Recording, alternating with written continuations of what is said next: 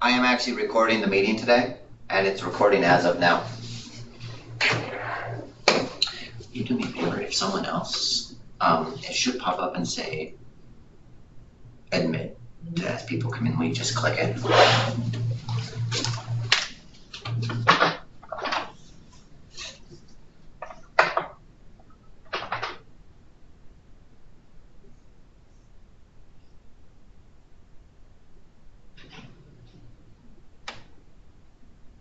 Is my audio working?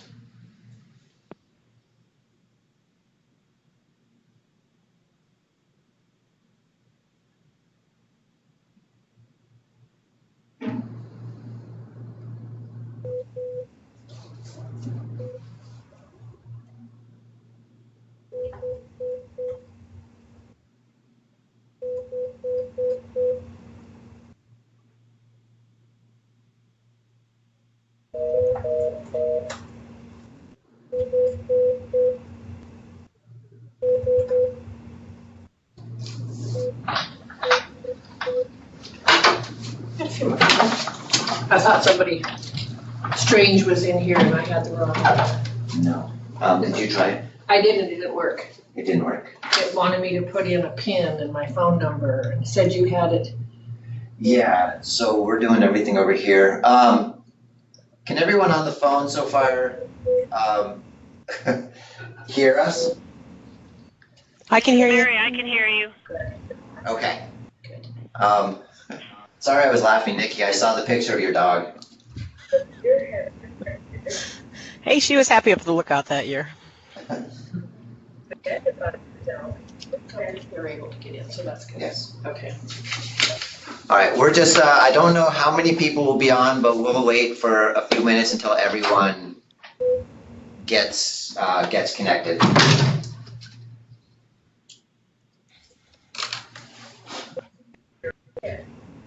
I'm putting my picture up, you know, and I was like, no, because in these meetings I sees, yeah, whatever it would be. It's even more distracting when you have the video up and like you can see what everyone's doing. Yep. Hi, Amy. Starting with the country code. Otherwise, wait on the line for a week or two minutes.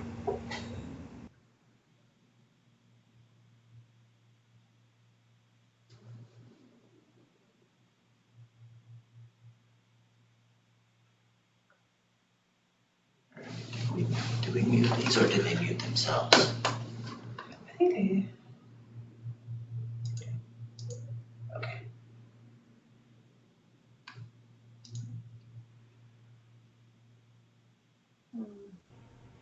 Participants. Am I supposed to be able to see you guys by video? You know, you would see a screen that basically has nothing. The reason doing the Skype meeting today is more for recording than I don't plan on actually displaying any documents or pictures or whatnot. Oh, okay. We can leave a picture of Nikki's cute dog to remind us all that it's a beautiful day outside and we're stuck in the office on a phone call. Fine. Okay, well, I'll mute myself.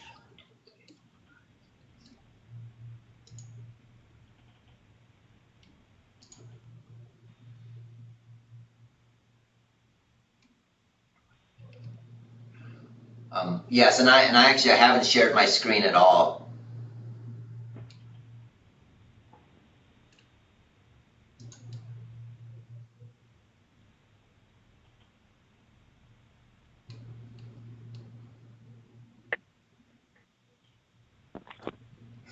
Here's Montana call. Yeah, that's what it comes up as. So just waiting for, I don't know, maybe Abby, are you on the line? Yep, I just got on. Sorry, I had issues. Okay, nope, that's fine.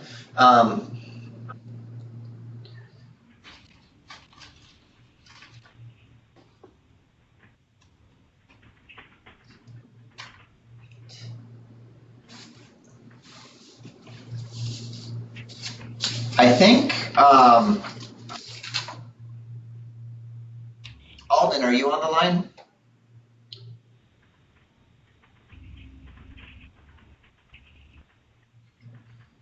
I think the one person that I'm waiting for, or two, was Nathan Korb with TNC, and Alden. I think Alden was able to attend today as well.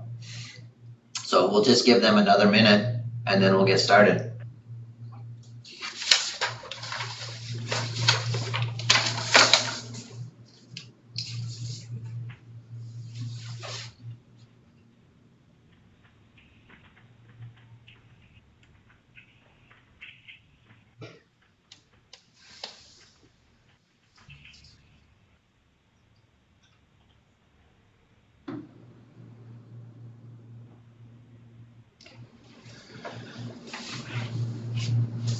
Okay, all right. In I guess just in interest of time, we're gonna get going. To start off, can everyone hear us fine? Yes. Yes. Okay, good. I feel like I know technology pretty well, but then I do something like this and it never works out. So I'm pleased that people can hear us. Again, thanks everyone for participating today. We only had a meeting 3 weeks ago, and so to have one so quickly on top is maybe a little more than what I had initially asked of each of you when came back about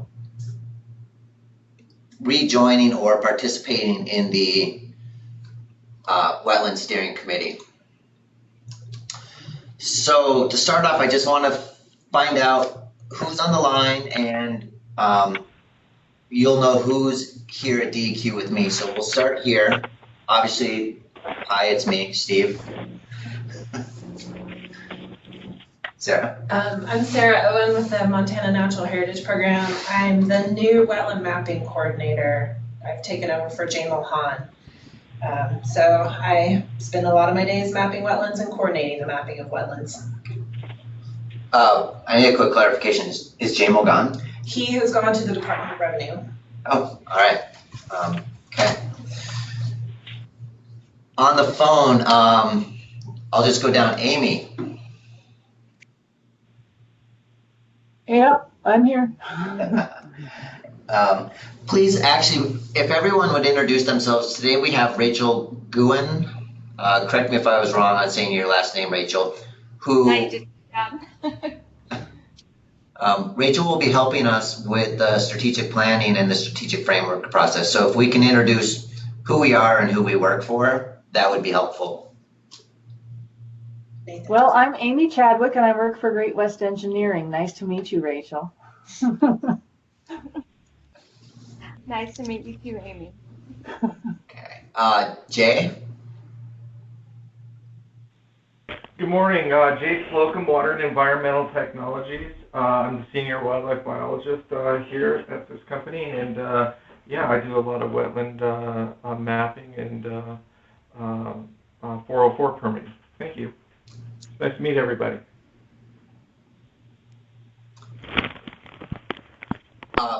Mary, are you still on the line?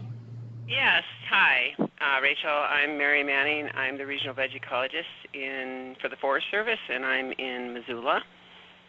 Welcome. Nice. Nikki. Hi, I'm Nikki Sandvi, and I do water education for DNRC.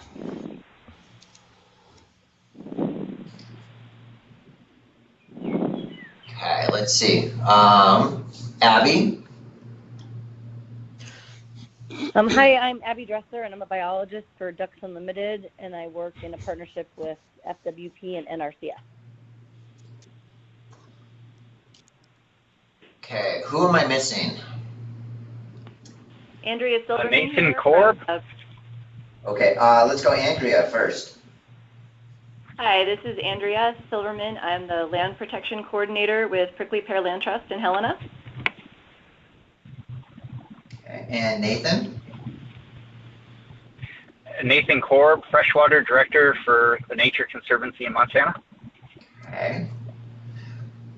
And before I let Rachel go, any other steering committee members?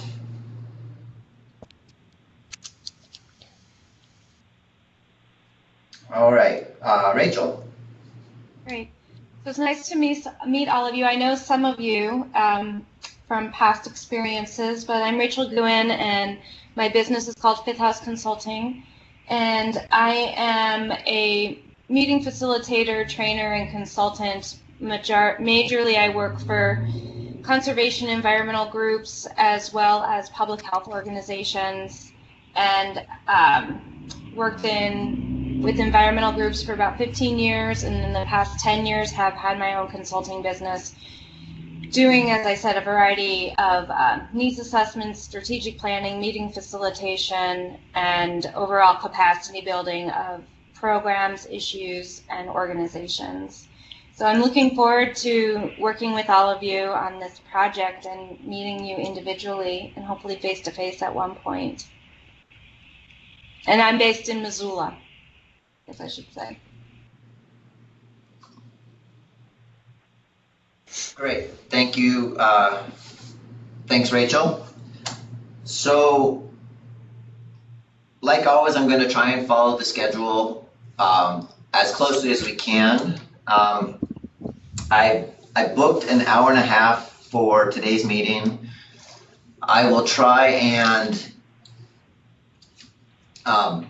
keep it at an hour though, or as close to an hour as possible. I know there's a lot of good things. We had a lot of good discussion last meeting, and I don't want to necessarily stop it because we hit an hour. One thing, to jump back to the last meeting, if anyone wants or needs to look back at past meeting notes, I did send out the PB Works website. Pretty much everything is on there except for the transcribed notes of the meeting. Those should be up probably today. I'm going to continually post this information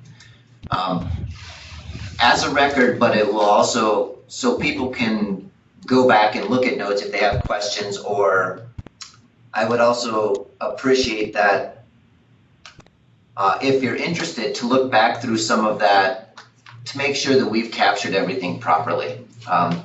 The notes that we take will help us move forward in this strategic planning process. So I think right now it's particularly important that we get those accurate and checked. So I'm not going to charge people to do it, but if you feel the need and want to or add stuff, please do so. So the purpose of today's meeting is, it's really about looking at the next 3 months of what kind of work would I like to see the Wetland Council Steering Committee as well as myself do to get prepared to develop the next strategic framework or state wetland plan, whatever we end up calling this document. I really wanted you to meet Rachel today because she's really going to help guide us through this process so that we get a strategic, sorry, let me call it a state wetland plan because that's what I would prefer. A state wetland plan that people look at not as a plan for DEQ, but as a plan that they can look at and take actions, decide on actions they want to take to help us accomplish a state goal. That's my goal of the state wetland plan, and I feel the steering committee are the ones who can really help us get a document out that is living and usable and not seen as just DEQ's planning document, which it never was DEQ's planning document. In the meeting today, Rachel and I are going to go over sort of the steps that we'll be taking to the next 3 months and the products that will come out of that. So is there anything, Rachel, do you have anything else to add about purpose of the meeting? No, I think the other part of the purpose of the meeting is, as we go through the plans, to be thinking about, for each of you to be thinking about, okay, since you're on the steering committee, your role is, one, to be an active participant. We're going to keep your participation minimal, but that it's something that we really want to, it's important to me to be soliciting your thoughts, your ideas, and the best way to do that is if we can get a commitment from you that when I send something out or when I'm looking for a response, to try to make that a priority email that comes or a priority phone call, because then it will make this process go a lot quicker.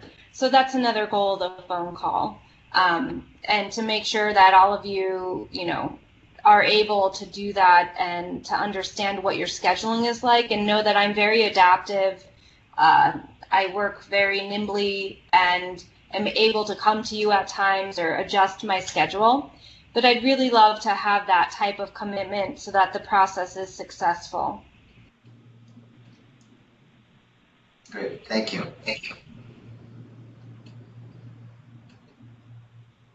So I'm curious, is this something that if each of you could kind of speak to for a second on whether or not you have the capacity with the amount of work that you have over the next 3 months to be able to be available? And my idea when we're doing the key informant interviews and I'm doing the information gathering, I really think it would maybe be at most 3 hours of your time over the next 3 months. Does that sound doable and feasible to all of you?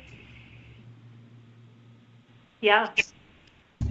Yeah, that's feasible. I appreciate you guys keeping it minimal, but in evaluating our input. That's really important. Thank you. Yeah, this is Mary. That's very reasonable. Great, thanks. How about other folks that were on there? Yeah, no, absolutely. However, I can help. It works, yeah. Right. It's kind of like being in the exit row on the plane, I like to hear a yes.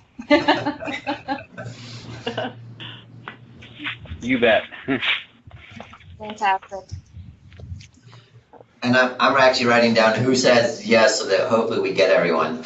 Sarah? Yeah, I can do it. Okay. Abby, did we hear from you? Sorry, guys. I had to step out. We're getting carpet installed today, and there was a little bit of drama, but I'm back. Okay, that's fine. We've tasked you with like 25 hours of work. Oh, geez, great. That's what I get for stepping away from my phone. What am I supposed to answer? You can just say yes. Yeah, just say yes. I don't know about this, but yes.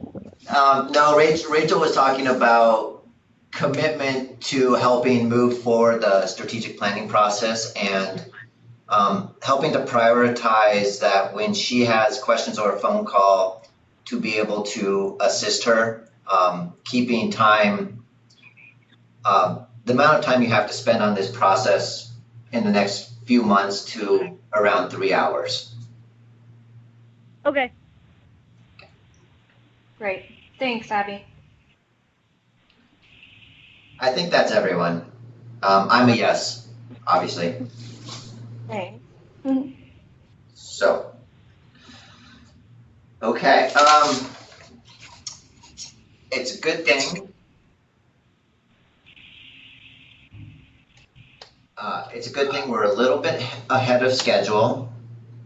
So, what I would like to, at 10:30, there's like 6 bullet points that I put that I'd like to go over and inform everyone about. Rachel, obviously, as we talked about, jump in, please, and fill things in as needed.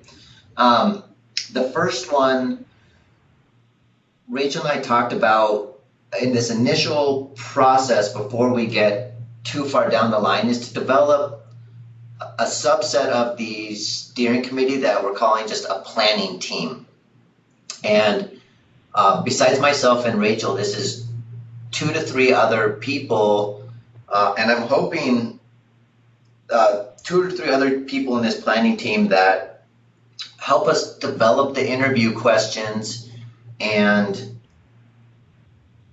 start maybe some of the process of identifying who are other key wetland council members or key informants that we should be interviewing in this process. So when I was thinking of developing the planning team, how I was looking at this, I wanted to get 3 people who have worked statewide but are in very different disciplines. So I've asked Abby already to be part of the planning team, and Abby, thank you for agreeing. I specifically thought about Abby because she's working both as DU but also with NRCS and working private lands, private land conservation and restoration from federal programs. And so she gets a lot more interaction with landowners than I do, and other policies. I'm losing my voice. Excuse me, I'm losing my voice at the moment.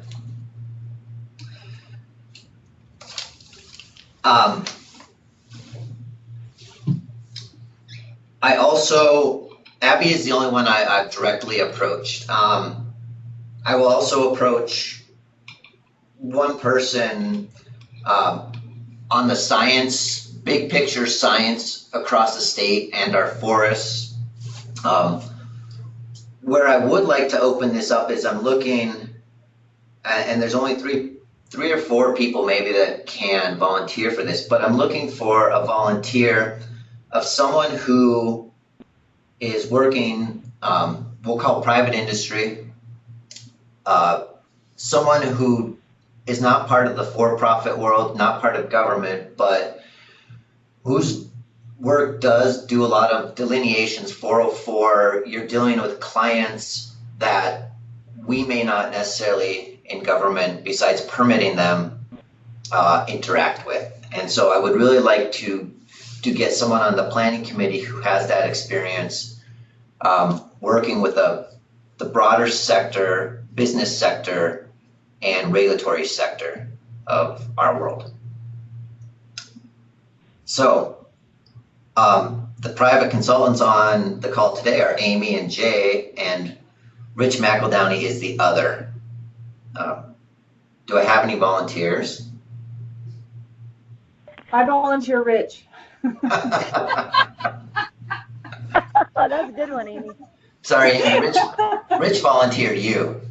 How much extra time would that entail? I'm limited in how much I can do, but do you have an idea? Yeah, I think that this portion really would be, I'm guessing the max of 15 hours, and that's not face-to-face time. That would probably really be the max of helping to review questions, helping to think about who are key informant interview potentials that would help bring voices that we don't necessarily have on the Wetlands Council already, or the end goal of this process is to make a document that is really usable. And so the input that you'd be giving is helping to develop questions that make this a usable document and to help figure out who we need to talk to understand how to get more community involvement, how to get more stakeholder involvement, so that what happened in the last survey I went through and looked, and 109 people answered the question, do you look at this document to inform your work? And I'd say overwhelmingly, most of them didn't necessarily use it for their work. There were some that did, but the majority did not. And so that's kind of what your role would be. And I do think the max would be about 15 hours. Okay. I guess if you don't feel... Well, Steve, if you think that my experience fits that, if it seems like my experience and I'm a good fit for that, I am willing to do it. I don't want to assume that I would be the best one for that role, I guess. But, I would be able to charge most of the hours to Great West, and then I can just volunteer a few. I think it's over my cap. Yeah, because I remember you and I had talked about a cap. I think I know I put both you and Jay on the spot here. What I will do is I'll call each of you individually just to talk, and also Rich, Okay.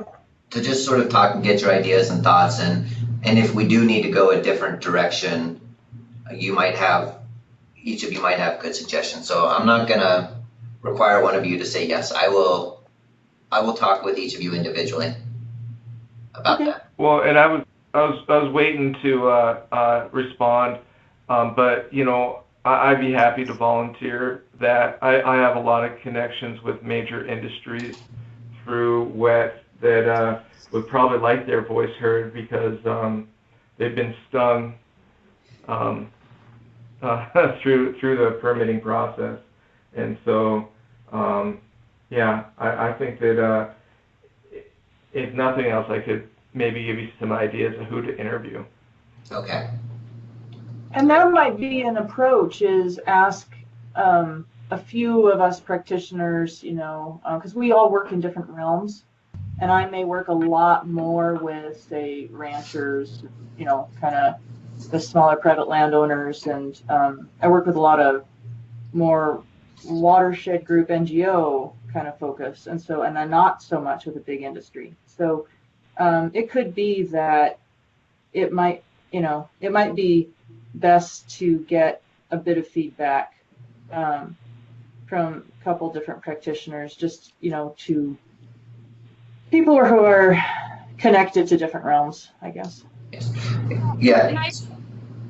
Sorry, Steve, do you want to go? Because I was going to address that. Sure. I'll just say something quick, Rachel, and then please address it as well. Amy, so knowing the background of your work and Jay's work and Rich's work, the three of you as private consultants actually work in three very different realms, for the most part.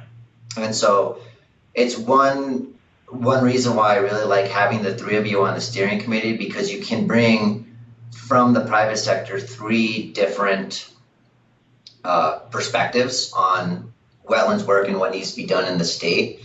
And we will be interviewing all steering committee members as well as key informants.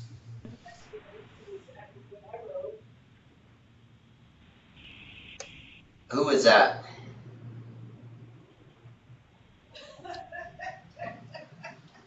Did I hear someone? It sounds like somebody's phone is not on mute, that's all. Yeah. Okay. I was like, wait a minute, did I miss something? But anyways, so everyone in the steering committee will be interviewed for their perspectives on that. So I do hope we will catch all of that as well. And Amy, you do bring up a good point. I will think about that more. Rachel, what did you want to add?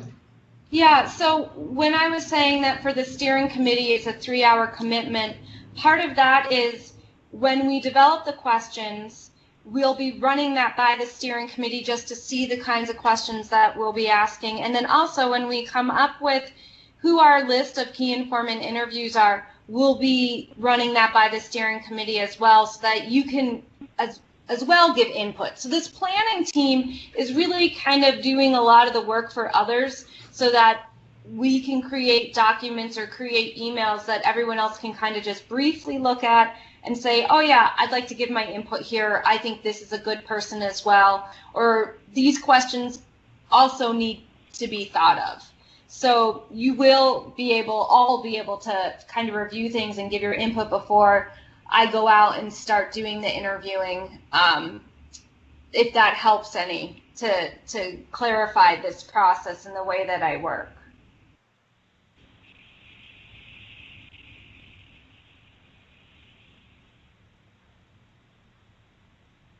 Is everyone on mute now? No. Oh, okay. I'm just taking notes at the moment. Oh, okay. Okay.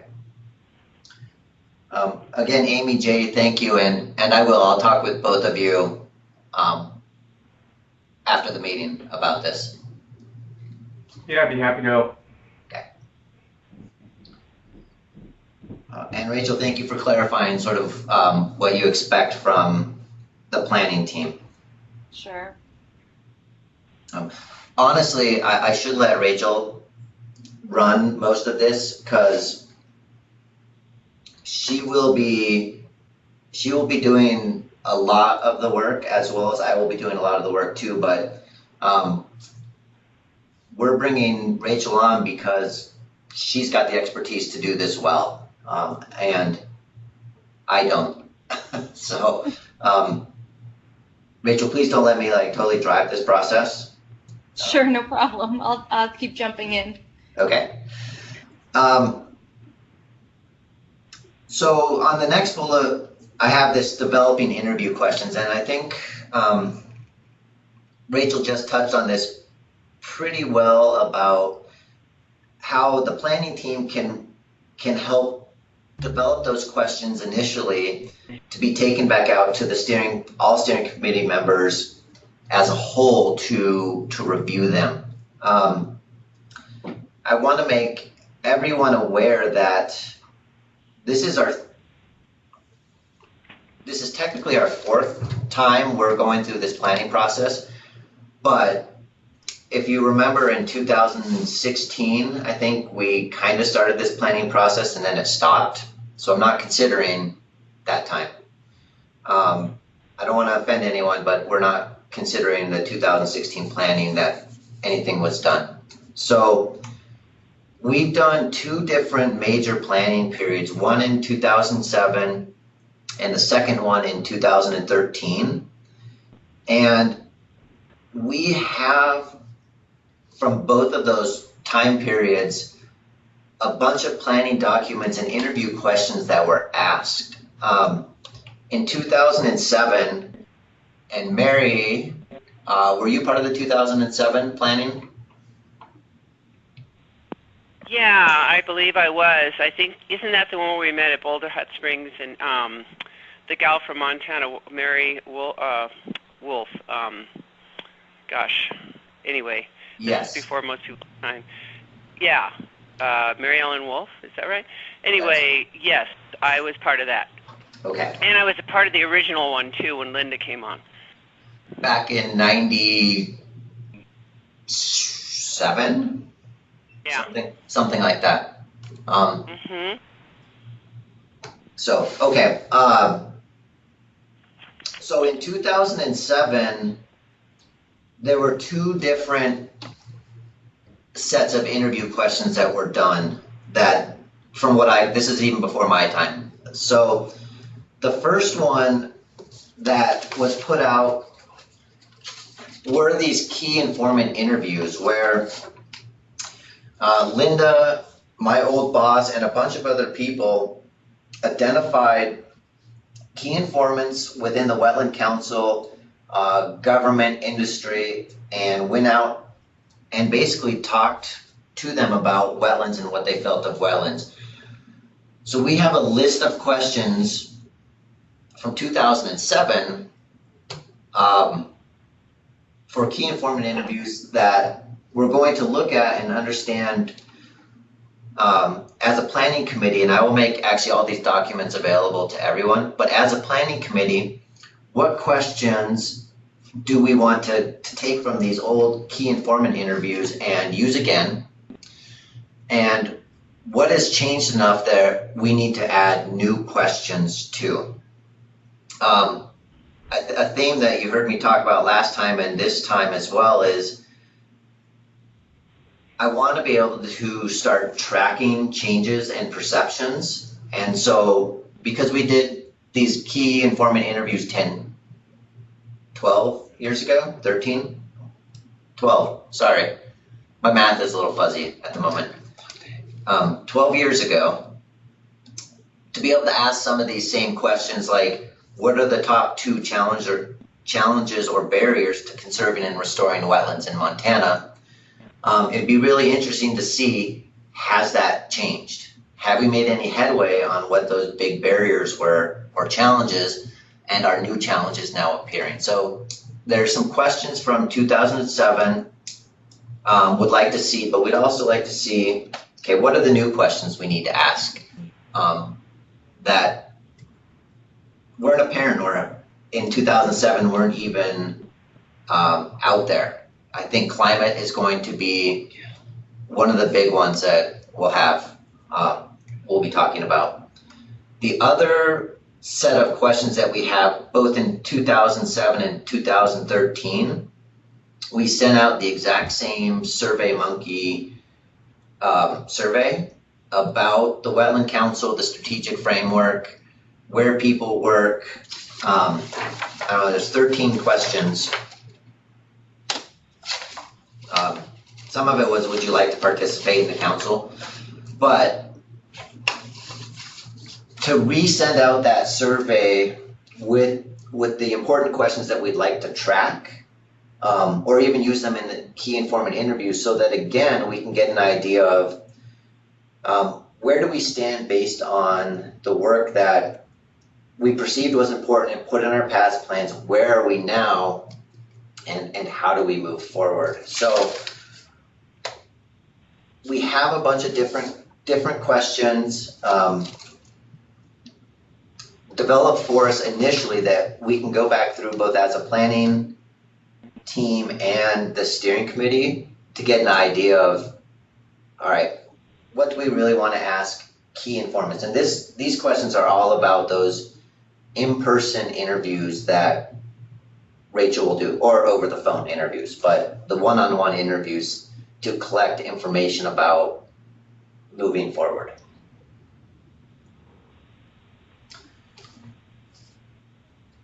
Anything else, Rachel?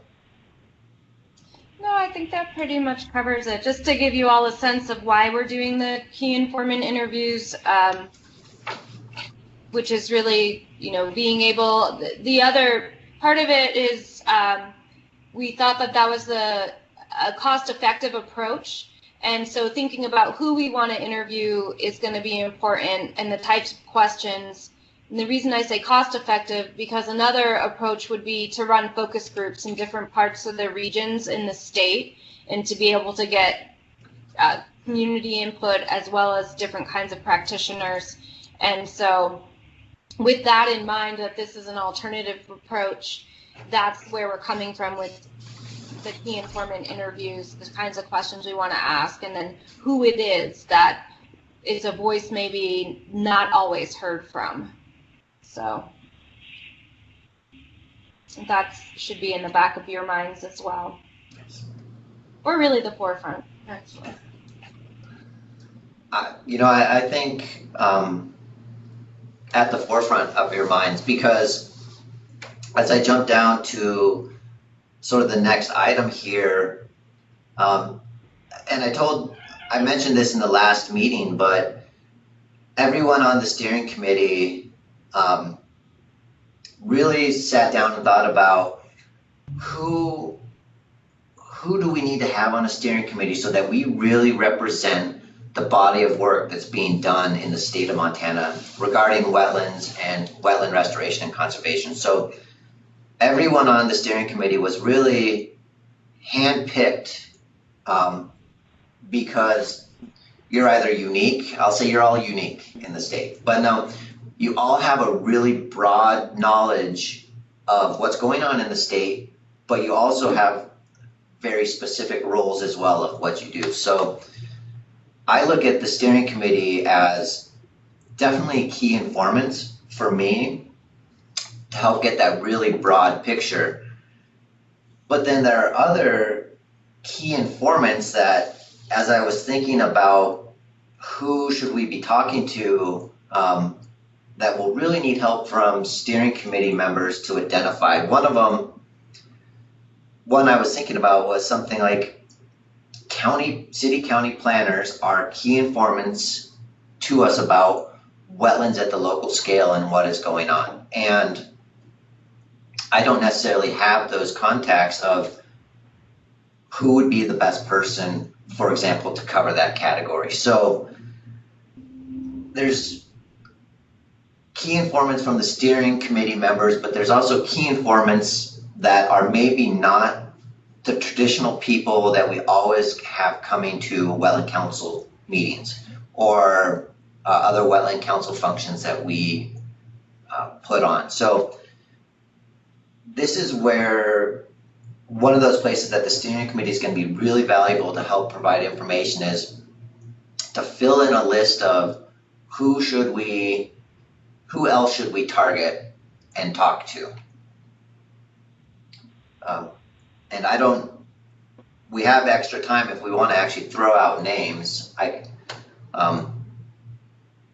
have ideas of people initially that I've been thinking about we need to target, or groups, or is that getting ahead of ourselves, Rachel? If people want to do that now, that's totally fine, because it'll be a good list then for the planning team to begin to review once we get that commitment going. So yeah, I'm open to it if people have time for it. I'd like to hear. This is Mary. Sure. Okay, so I'm gonna start down a list of just sort of who I had initially. We won't take anyone off, but we will definitely add. There'll be some that I'll put in as a category. And if people want to throw out names, and give me time to write and who said it so that I can get back to you to get contact information. I had Linda Vance on the list with Natural Heritage Program. I don't know, is she retiring yet? Not yet. Okay, so she's still around. She's probably close, but not yet. Costanza Vonderfalen up with the Flathead Lakers. I put Costanza because she's always been involved in the council, but I think she thinks bigger than just the Flathead and wetlands. She really looks more of a community watershed perspective, so I thought she would be someone good. Initially, from mitigation banking in lieu fee, I have Wendy Weaver with Mars. Ali Duvall with Joint Ventures from a bird conservation, habitat conservation perspective. Todd Tillinger, who is bolded on my list, the regulatory manager at U.S. Army Corps of Engineer. He's one I don't think I will let be taken off, but he might not be allowed to be interviewed. I have no idea if he'll be constrained as part of the U.S. Army Corps of Engineers on this. The next one I had was someone in the ranching industry who would have a good feel on wetlands or have been working. I had two thoughts, Bill Milton out of the Muscle Shell and Jim Stone from Ovando area, but I know there's a lot more. And so this is one place I'm looking for input.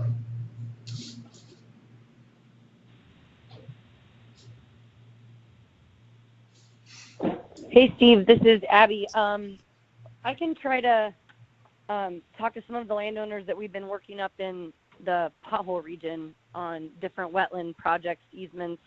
So I can kind of get with Lauren Rupert and see if we have an idea of someone that might represent the prairie pothole area and, wetland restoration and working wetlands.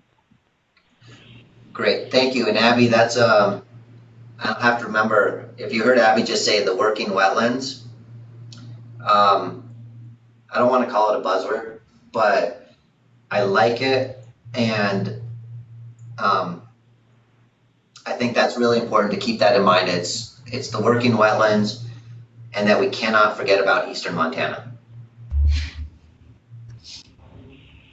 And while we're on that note, I don't know if this is on your list, but maybe Dan Casey with the Great Plains Joint Venture would be a good one to interview that really could cover, all of that eastern and northeastern Montana. Okay.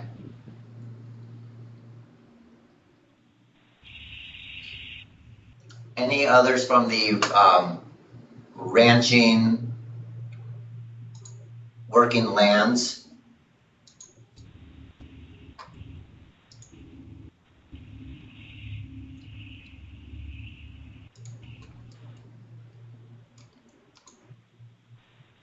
Okay, so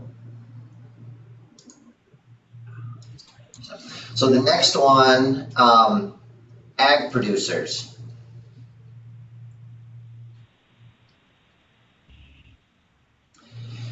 And I don't have any initial names on this list.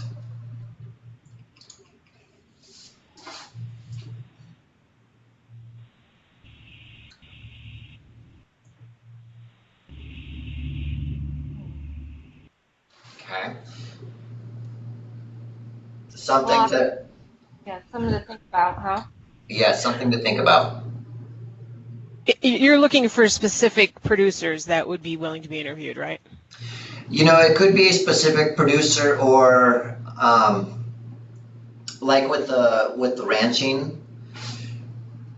Another one I had, and we sometimes talk with and work with, is the Stockmen's Association. So it could be someone who is more of like a producers association, who has sort of the pulse on what challenges producers are facing, what's the perception towards wetlands, what would they like to see. Yeah. So it doesn't necessarily have to be an individual producer. It could be someone bigger, someone higher. So it's not going to get you Eastern, but the association, or what is it? It's AGI, A-G-A-I, Gallatin Agricultural Irrigators.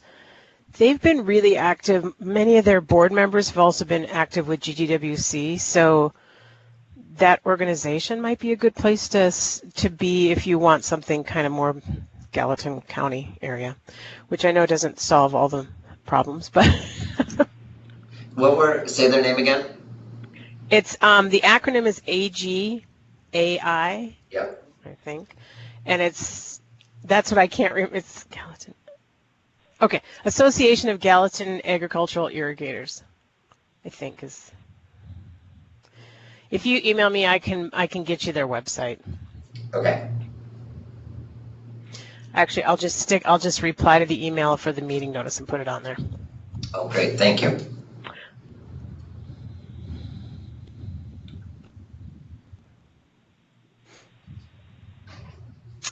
The other, and this is kind of a how many degrees of separation, but there's been, I worked briefly with a professor at MSU who did a lot around the pothole, the prairie potholes, and my understanding is they've gotten new money, and he might know, but again, and I know he's out in July because my friend that's good friends with him is on vacation with him, so. Okay. So if we're looking for more east, it sounds like we have a few people that have eastern contacts, but we might be able to find something there. Okay. All right, so just in the interest of time, we're going to move on. A planner, a land use planner.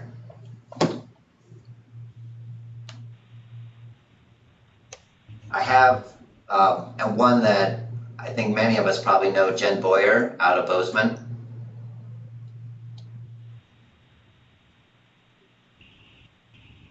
As a potential. And this could also be, besides just a planner, city-county planning, where we're thinking zoning, regulations, something along that line. Honestly, one of my thoughts as well with the planning and regulations would be Janet Ellis, even though she's moved on and is a state legislator now. But she could be someone who could also discuss that. But that's just an example. This is Amy. I think Jen and Janet would both be great on there. We have work with planners more specifically to as it intersects with infrastructure and whatnot, but I don't know if that's going to get the kind of bigger picture and wetland focus that you need. I would think that those two would have great insight into those, though.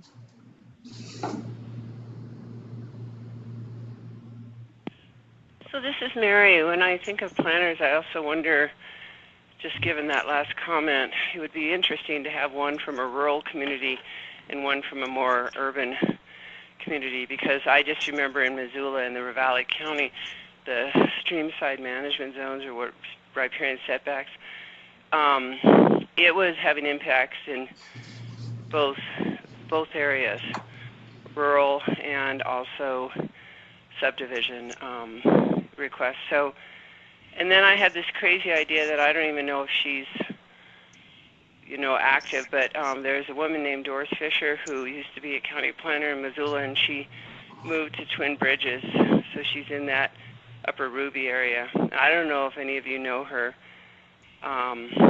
or if she would even be someone who would be a good sounding board to interview. So I don't know if anybody on this call knows Doris. I know Doris. Yeah.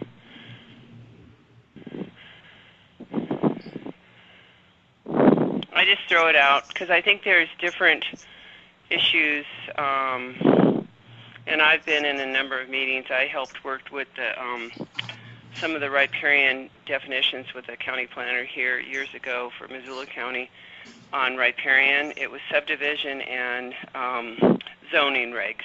I worked with them to help clarify what is riparian. Is a woody draw riparian, for example? So I just throw that out. And I worked with Doris on some comprehensive land use planning, too, for the Rattlesnake watershed. Good. That's a, thank you. Abby, you might know Renee Lemon. I can't place it right now. Okay. Yeah, it doesn't ring a bell, but that doesn't mean anything. All right. No. I will look into that one. Mary, thank you. Steve, I have one more. Okay. This is Amy. John, have you thought about John Sesso? He was the planning director at Butte Silverbow, and he's also one of our state reps, and he's been a real big ally on some of the watershed recovery stuff. So I think he might have some good insight from different perspectives. Okay. Andrea, I actually want to put you on the spot since you work locally with, I believe you work locally with some of our planners. Yeah. We haven't worked with planners in a while now.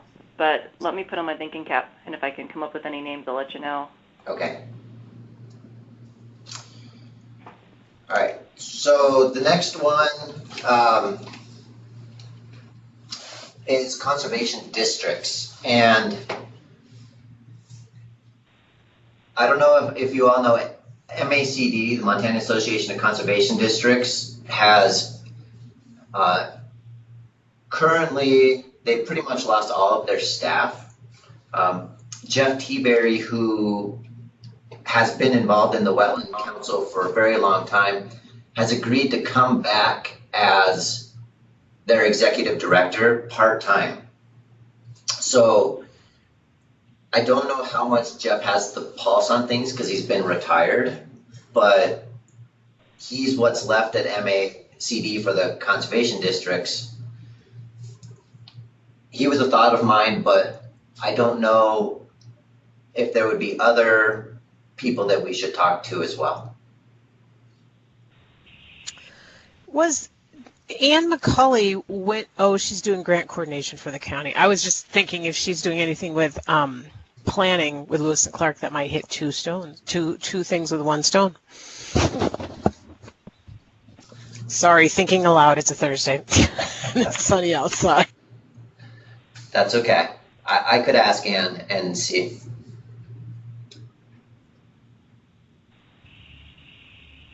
Do you think we might want to get somebody from the local conservation district offices in different parts of the state? Like, just make sure we're at least interviewing one local person from western and one from the eastern part of the state, in districts that tend to be pretty involved with wetland projects.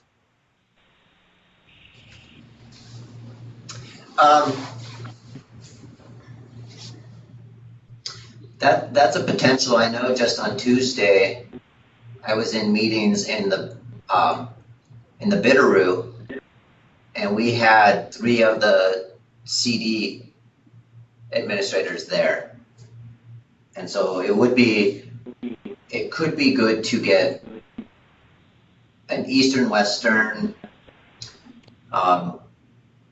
one of a CD person who's actually involved and knowledgeable, because I know, having worked with others, some aren't as involved or knowledgeable about wetlands and riparian conservation restoration type stuff. But that's a good suggestion. Speaking of the Bitterroot, the Bitterroot Water Forum has gotten a bunch of 319 grants, and they've worked specifically with a couple of ranchers up the East Fork of the Bitterroot. So Heather might have a couple of names of people, and unfortunately I don't off the top of my head remember their grants, but that might, sorry, we're going back to producers. But she might have options for producers for you.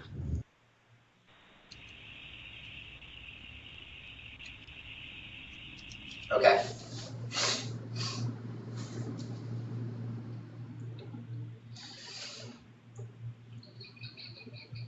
All right, the next one, looking at them, uh-oh, we're running out of time. Tribal.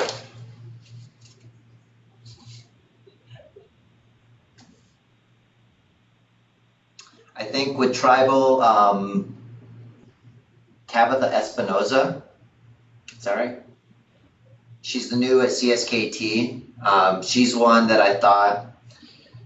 Also, Dennis Longknife up at Fort Belknap.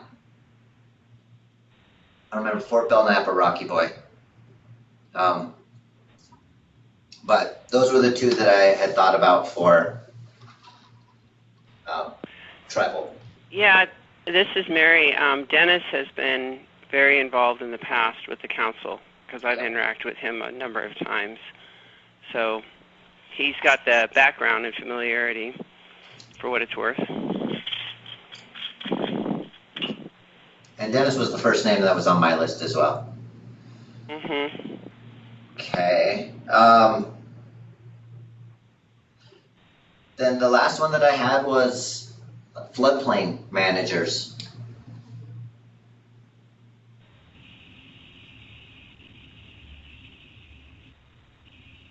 And I don't know, Nikki, if, I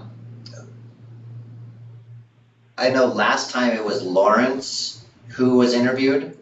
I don't know who would be in sort of that position now, if you know. For floodplain stuff would probably be Tracy Sears. I would start there. Okay.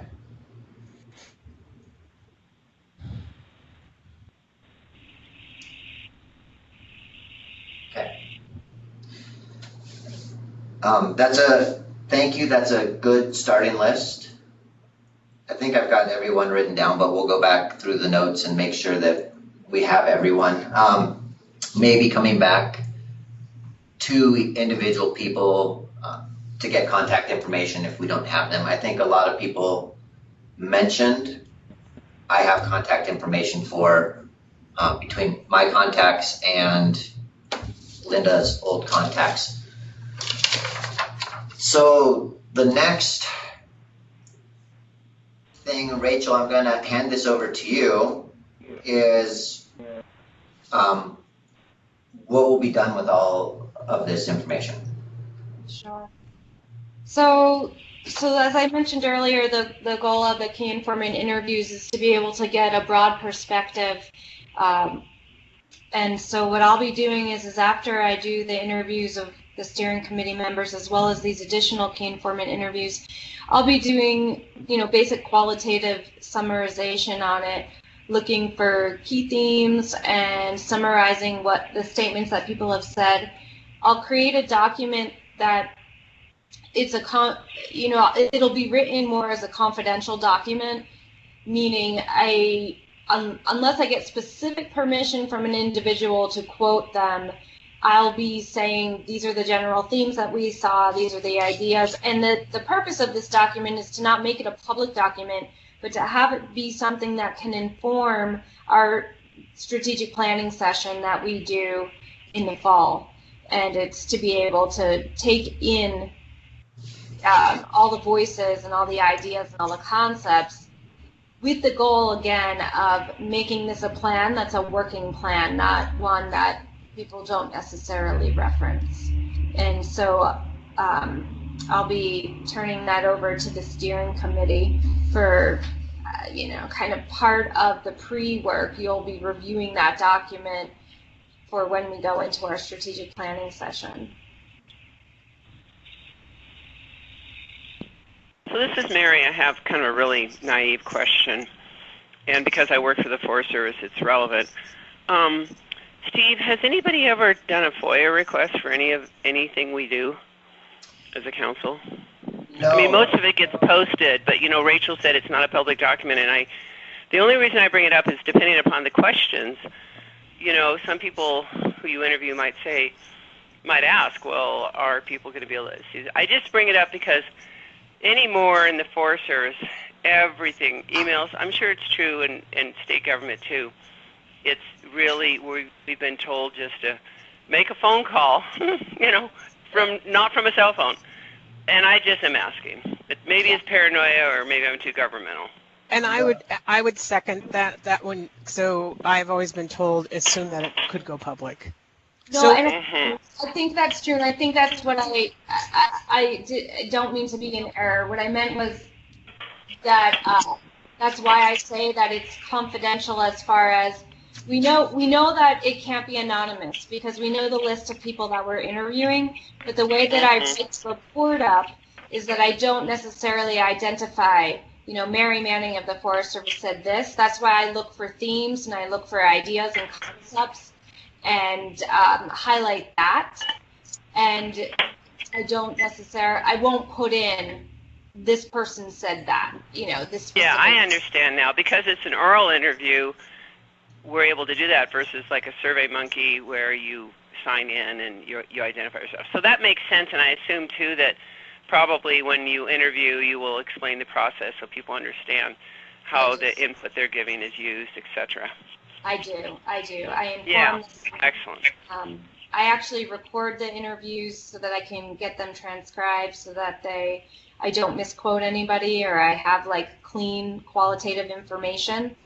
And it's not with my bias It's with their actual words. And then I do a qualitative process of using in vivo to pull out themes and to cross, kind of analyze. So yes, I do recognize that because you are public agencies and this is sponsored by the DEQ, that technically it is public, and that's why I don't have people identified. Yeah. I mean, I don't worry for myself. I'm thinking like a private landowner or something, that's all. Yeah. I don't care what you record of what I say at this point. And I guess what I meant is the purpose of this is not to say this is a public this is not a publishable document is what I should have said. It's an intermediate document that guides us in our process. Exactly. Thank you for saying that. Gotcha. Okay. Thanks. Mary, that is a very good point, and Rachel, something did talk about one with the council. Mary, you're right. We've always been very open about access to anything that we've generated. They are all public documents because for the most part, public funds are being used to develop these. And so we've taken a pretty straight line in saying with public money that if someone was to ask for that information, we will provide it. And this is from a wetlands program, wetland council perspective. But it is very important, and Rachel, I like how you approach it, that to wrap it up into themes and not necessarily put names on things. I would like, though, there will be times, I guarantee that in interviews, there will be some really good quotable quotes that would be nice to have to be able to attribute to people. And so I also encourage asking to be able to get permission to use those, because a lot of times those will have a lot more weight. If we get great quotes of what people are doing in the ag community, it goes a lot further than a quote from me at a government agency type of thing. So to balance those two priorities. Okay. Can do. And I had a tiny go back, if that's okay, Steve. Go for it. So I got to go out onto the, is it Odell Creek down south of Ennis? And is it Granger? I'm trying to think of the guy's name. Jeff Has Laszlo. he ever, is he a person, who's that? Jeff Laszlo? Yeah. So Rob Hazelwood asked me to go look at some plantings that were done in the wetlands that were being, restored. And so I kind of worked with Farm Services Agency and Rob, because I think he was contracting for Jeff. And anyway, it was really cool to be out there. I just didn't know if that's another name of someone who, I don't know if he runs cows. I'm not entirely certain, but I know he's very open and welcoming to school kids and others to come see what he's done. So I just wanted to throw that name in the ring. But maybe, I don't know. I'm just throwing it out there. No, thank you. Jeff is a very good one, and the work he spawned on the ranch is downstream of him. Mm-hmm. Could actually help us understand some of this work really well. And we aren't doing the Wetland Legacy program anymore, sadly. I mean, I was very involved in getting that started with, I can't think of his name now, but we had Colorado come talk to us about their program, but I remember that some of those wetlands in there, that was one of the places that, and Steve, you remember the guy's name, and I'm not getting his name, Tom something or other, who ran the program. Anyway. Tom Hines. So I do recall. What's that? Tom Hines, yes, thank you. Anyway, so great. I think your point about this synergy and, being an example, and so those are that's an example of kind of the quotable quotes of people who have actually, walked the walk and done some amazing things and encouraged others. And yeah, I think building on success is always what the council's been about. It's always about success stories and collaboration, and that Anyway, okay, I'm going to shut up again. I'm going to mute myself. Sorry. Too much coffee this morning. That's okay. Rachel, did you have anything else? I don't believe so. I mean, I guess, yeah, to clarify the schedule of what Steve and I have talked about is that in July, we would get the plan, we have this meeting and then we'd be getting the planning committee together. And well, so yeah, July's almost over, but not really. But my goal is to begin interviewing and doing the interviews, setting them up the end of July and doing them through August.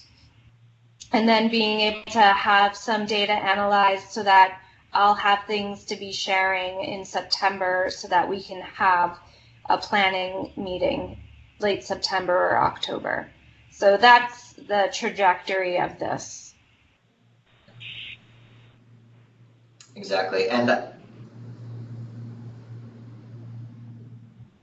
I would like, and this is up for discussion. I would like to have something of a draft or skeleton of the state wetland plan when we go into the planning meeting, or maybe just a good idea of what it's going to look like, and so that when we query more people, we're not necessarily starting from square one, but we're building on what we've learned through all these interviews and making it better. So that's my goal. And it's this last bullet that I'm hoping to have at least a rough draft that the steering committee has looked at about for the state wetland plan moving into the strategic planning meeting, which is, we'll call that the next step. I don't know if that's entirely feasible or advisable either, but that's kind of been my thinking.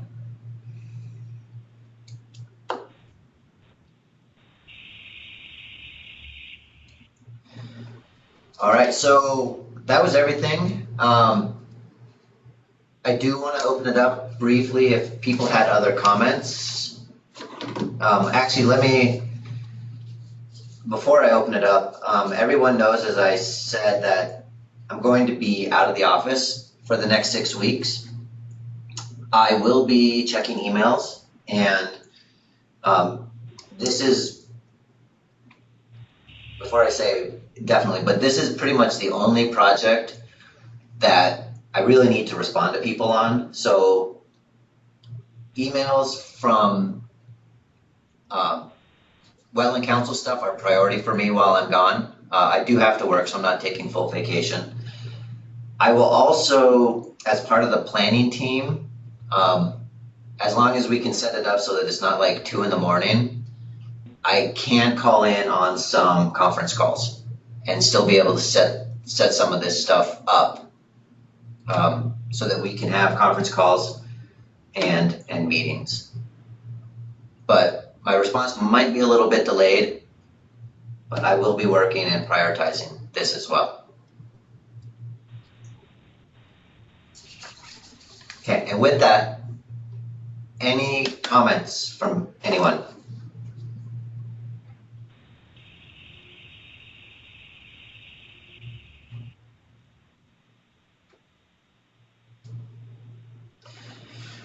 Okay, hearing none, I'd like to thank everyone, and Rachel, thank you very much for participating today. I will be contacting several people personally, and those of you who gave lists of people, or if you continue to think of people that groups of people or classes of people, that's totally, I didn't say classes of people, but you know what I mean. Sorry about that. Oh, you're being recorded, just remember. I know, that's the problem.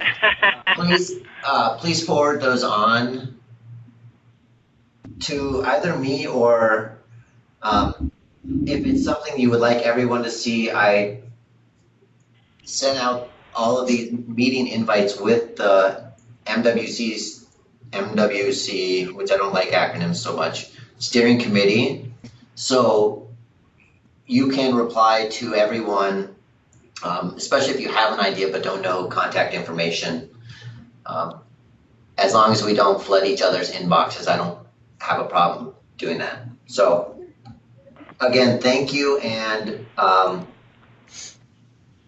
look forward to talking to everyone again some point, and you'll be hearing from us about interview questions and stuff. So great, thank you. Have a wonderful vacation. Don't work too much. Only enough so I still get paid. Okay. Well, thank you. And Rachel, it was nice meeting you. Look forward to working with you. Likewise. Thank you, everybody. I appreciate your time. Thanks. Okay. Yeah, thanks. Look forward to this process. All right, thank you, everyone. Bye. Thank you. Have a nice day. Bye.